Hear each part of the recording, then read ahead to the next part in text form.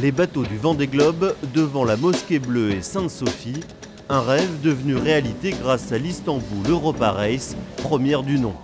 Vendredi, à l'occasion du prologue, les 6 bateaux engagés ont fait le spectacle dans le Bosphore, l'extraordinaire détroit qui sépare la rive européenne de la rive asiatique d'Istanbul, la grande métropole turque.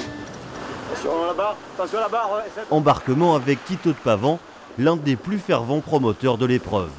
L'équipage de Groubel connaît bien le parcours et jubile d'avance face aux défis sportifs lancés par la Méditerranée.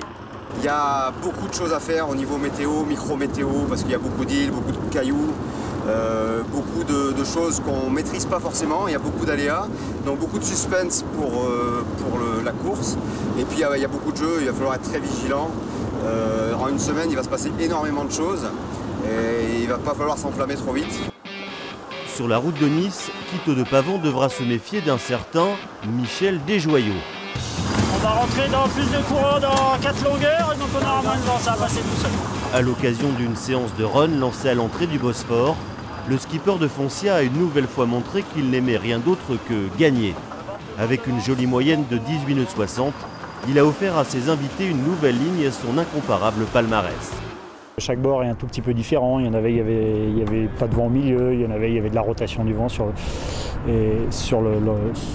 tout au long du bord. Puis quelle voile on met, parce qu'en fait, une fois qu'on est parti, soit le bord est bon, soit on n'a pas le temps de changer de voile pendant un bord, que ça ressemblera à rien. Et du coup, faut avoir un petit peu de réussite aussi, un peu de chance. Desjoyaux partage le podium du trophée du Bosphore avec l'Espagnol Guillermo Altadil et Quito de Pavan. Samedi, les 6 équipages de l'Istanbul Europa Race tireront une dernière révérence à la Turquie avant de mettre le cap vers le sud et la mer Égée. Les 60 pieds devraient mettre à peu près une semaine pour rallier Nice, le terme de la première étape.